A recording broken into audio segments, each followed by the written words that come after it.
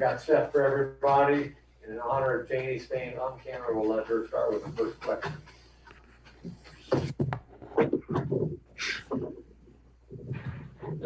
Hi, Steph. How was the defense tonight in terms of just not getting into a groove early against these guys after playing so well yesterday?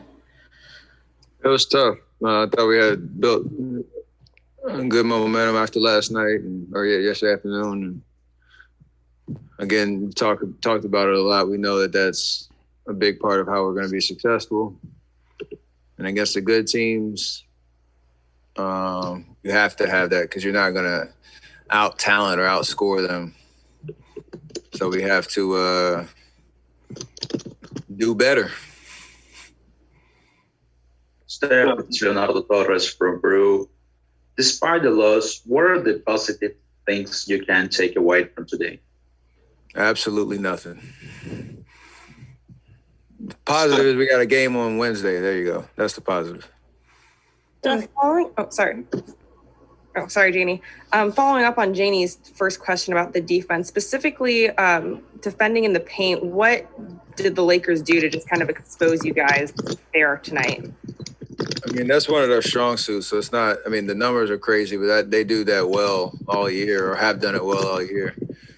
But they have enough shooting that they can space you out. Obviously, LeBron can be a playmaker a lot of different ways. And then Montrez was amazing tonight, putting pressure on us, down low. I don't know how much of it was off offensive rebounds, but it seemed like the rotation was there, but then the secondary rotation was a little late, and they made us pay. So we talked about it before. It was the exact opposite of last night, where you have to protect the three-point line against Utah if you're going to win. And this is, a 180. You got to protect the paint. They have shooters, but you got to protect the paint if you want to build momentum because they try to get easy buckets, and they did that.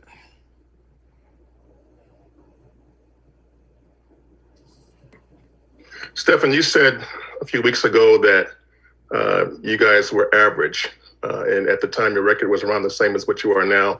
Yesterday, you were way above average. Today, you were below average. What do you think is required to get to that beyond average place where you guys want to be? I'm trying to say something different that I haven't said all year. I don't know.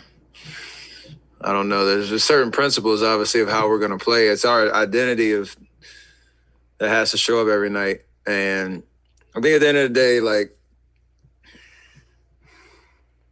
I think I said it last night. Our expectations go through the roof when you play like you did last against Utah, and then you come and drop the ball tonight, and that's why we are 20-20. But it takes a lot. Winning is hard in this league. We all know that, and we all know you can't just show up and momentum's not just going to carry just because you play well the game before. So I think it's a collective effort across the board, but it's just an understanding that winning is hard. And we talk about the margins and, where we are as a team. And, if you want to beat the good teams, you can't have any, cracks in the armor.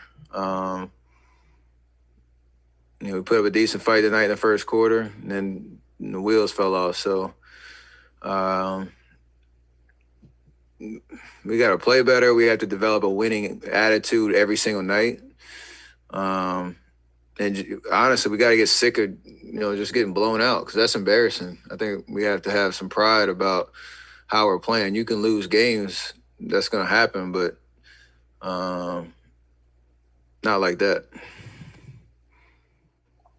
Hey, Steph, Kylan with Cron 4. After what you just described as an embarrassing loss and surely some frustration with the inconsistency at this point in the season, how do you try to mentally reset? How do you try to encourage maybe the other guys to just kind of reset yourselves after a loss like this and try to fire up for the upcoming games? It's about our pride and our ego as a team, how we respond. We've gotten blown out twice by them, and I think we wanted to obviously have a better showing tonight. But I don't think it's a bad thing to admit that there's a lot of pressure on us as a team to win, or to take care of business on this road trip. Playing some teams that are hungry, that are in that chase as well. You can't look at records. You have to go just play basketball and execute and compete and take a game on the road. These are games we should win if we're playing our best basketball. And considering how, this last 6-game stretch has been, we absolutely need to play better. So it's good to feel a little pressure and a little sense of urgency, and hopefully we can turn that on, the rest of this week. Steph, you played LeBron obviously four times in a row in the finals. Just give me your point of view on you guys' competitive relationship and respect that you have for each other. Respect is always there. Like you say, you have a situation where it's not just me and him. Obviously, there's teams going at each other, and you're competing year after year after year. And you get to see up close and personal greatness, and I think he would say the same thing. There's obviously a lot of pettiness and competitiveness and trash talking and all that type of stuff that went on, during those runs. But that's the fun of it all. And I think, like you said, the respect level is always there, and the appreciation for, that competition at that level. And obviously the goal now is to get back there while we still can.